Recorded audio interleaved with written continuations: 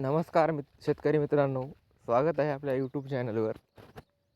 तर ई पीक पाहणी 2024 खरीप हंगामासाठी सुरू झालेली आहे.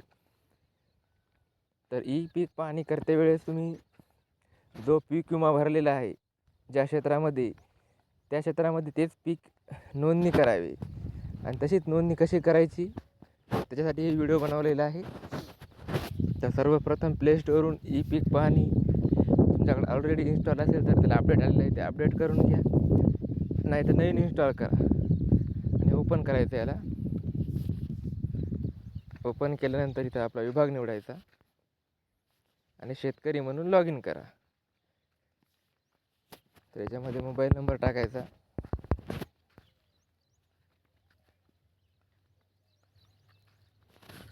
इथे अगोदरच खातेदाराचे नाव वगैरे दाखवतं, तुम्ही याच्या अगोदर नोंदणी केलेली असेल तर इथे नाही तर नवीन खातेदार म्हणून नोंदणी करायचं पहिल्या वेळेस करत असेल. त्याच्यामध्ये आपल्याला पुन्हा जिल्हा वगैरे गाव निवडायचं.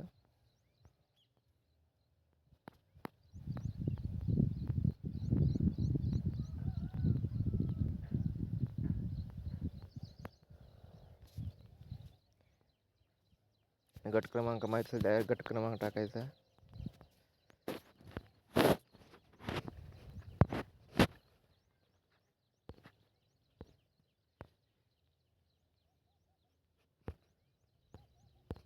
माहीत दाखवल्याला क्लिक करीत जायचं.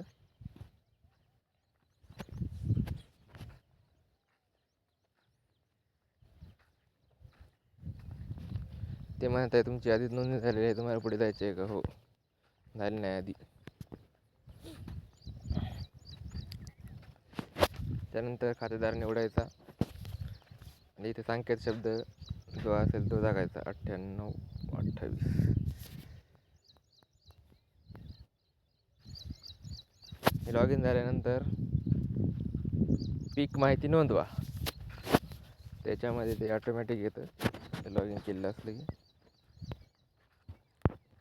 पीक निवडायचं संपूर्ण वर्षासाठी का खरीप पीक. खरीप आपलं पिकाचा वर्ग एकच पीक आहे. पिकाचा प्रकार पीक कोणतं पीक आहे ते निवडायचं आपलं. सोयाबीन. आणि एरिया किती क्षेत्रामध्ये सोयाबीन आहे जेवढं असेल तेवढं टाकून द्यायचं. आणि तुमच्याकडे समजा बोर वगैरे लावायचा असेल तर आता पीक पाहणी करतानाच बोर लावून टाकायचं याला. तर आपला कोरडवाहू आहे त्याला कोरडवाहू करून टाकूत. लागवडीचा दिनांक ज्यावेळेस पेरले तो दिनांक पुढे जा.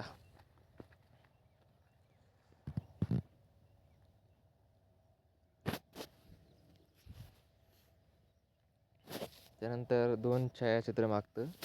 तसं काय नाही, आपण पूर्ण नोंदणी करू शकते. त्यानंतर दुसरा एक फोटो टाकायचा.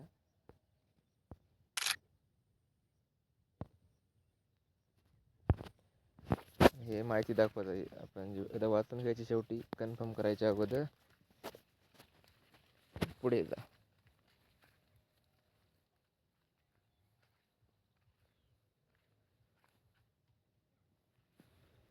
हे दाखवतं.